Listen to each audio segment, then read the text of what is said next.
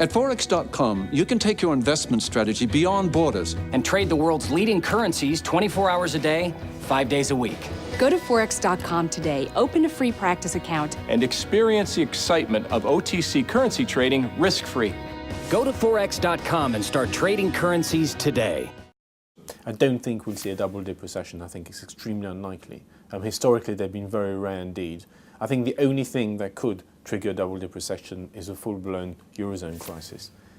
Anything else won't cause a double-dip recession. I think we're just seeing a slight slowdown in some of the data after a period of strong growth. And the UK's manufacturing purchasing managers index remained very strong this week. It still suggests quite good growth. Slightly less strong than before, of course. But when you come out of a recession, you suddenly get a spurt of growth. Then the spurt slows a little bit, and then it starts off again. I think we're just in this slight dip phase. It's not a double dip, it's just a slowdown. Of course, there's a lot of factors mitigating against strong growth. I'm not predicting strong growth in the UK or Europe or even America over the next year or two. But I think we will have growth, and I don't think that Asia will implode either.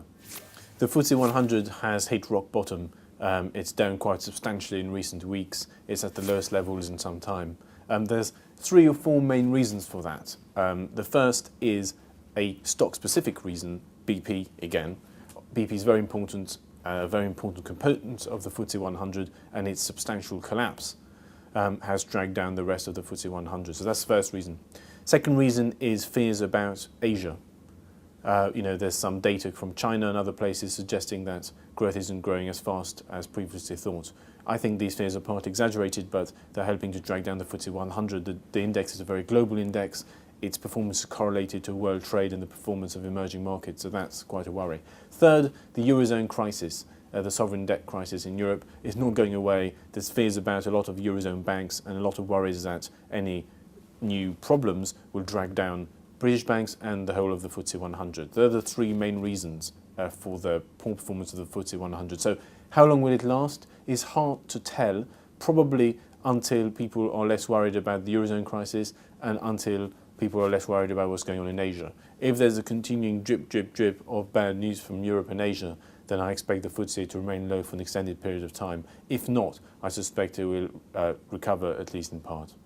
I suspect that the result of the stress test is going to be vital when it comes to trying to convey to the investors and to the markets whether or not the banking system in Europe is stable or not. And this is a key event. I mean, it can go one of 2 ways. The first is the stress tests aren't as good as expected. People start to worry. There's lots of measures taken, some limited panic. That would not be good news. But it would not be good news either if the stress test appeared to be a whitewash and everybody thinks that everybody's got away with murder, basically, and no one trusts the process. So those are the 2 extremes. I think as we get more results about the banks, there'll be less uncertainty, and uncertainty is the enemy of markets. So the more certain there is, the less stressed out people will be, and I suspect that will start to trigger slight increases in stock prices. On the other hand, there was an interesting statement from Barclays this week suggesting that growth in the investment banking division slowed a bit over the past couple of months. So that does suggest a slowdown for the entire banking sector, irrespective of what's happening in the Eurozone. Go to Forex.com and start trading currencies today.